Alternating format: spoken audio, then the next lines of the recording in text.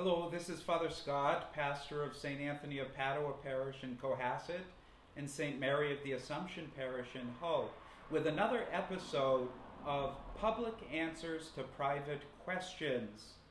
Often enough, people will come and ask me a question in private that may be of interest to many more people, so I take this opportunity to respond to some of those questions.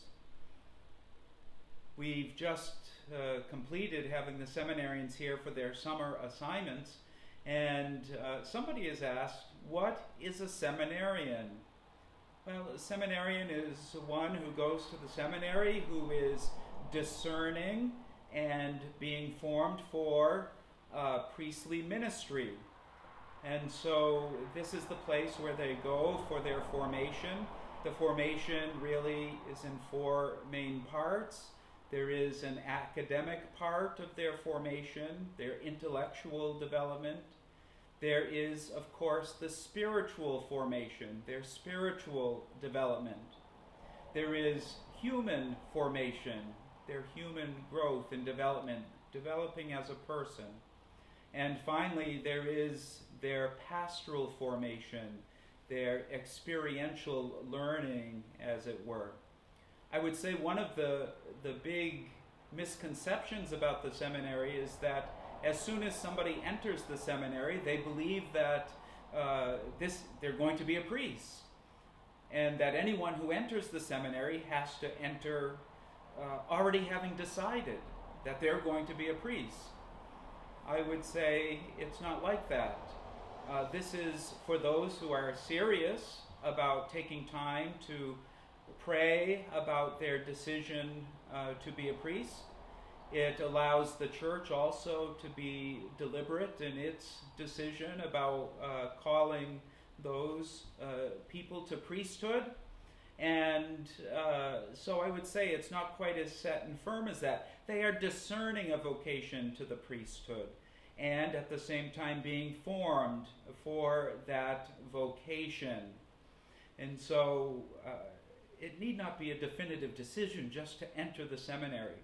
As a matter of fact, I've heard some people say every young Catholic man should enter the seminary, because whether they end up being called to be a priest, following that call, or whether they're called to be a husband and father, they will be better off because of the time that they've spent at the seminary.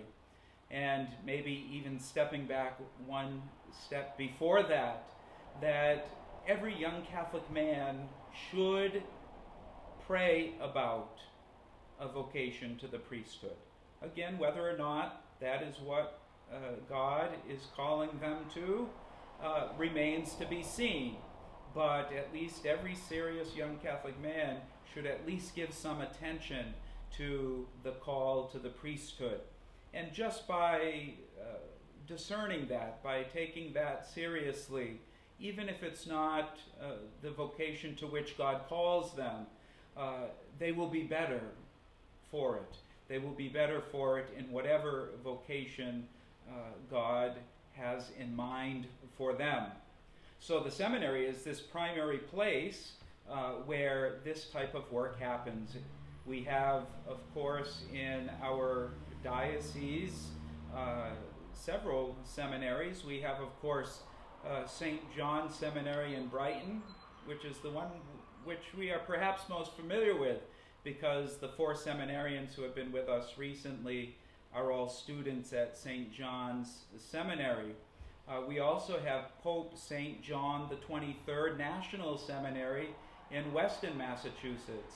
This is for those who are the so-called delayed vocations, or the kind of second career calling.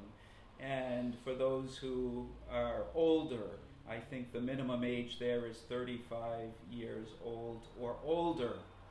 And we have a third seminary, Redemptoris Mater Seminary, run by the Neocatecuminal way.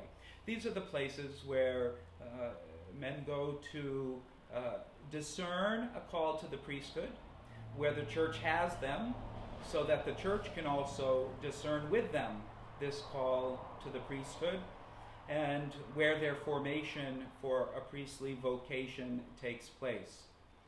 At one of the seminaries, St. John Seminary in Brighton, a secondary focus for the seminary is also to provide academic and other areas of formation for lay people. And there is a Master of Arts in Ministry available through the seminary for lay people, and for, I think, some permanent deacons have pursued these degrees. And the other second degree there for lay people or permanent deacons or those in consecrated life would be an MTS, or a Master of Theological Studies.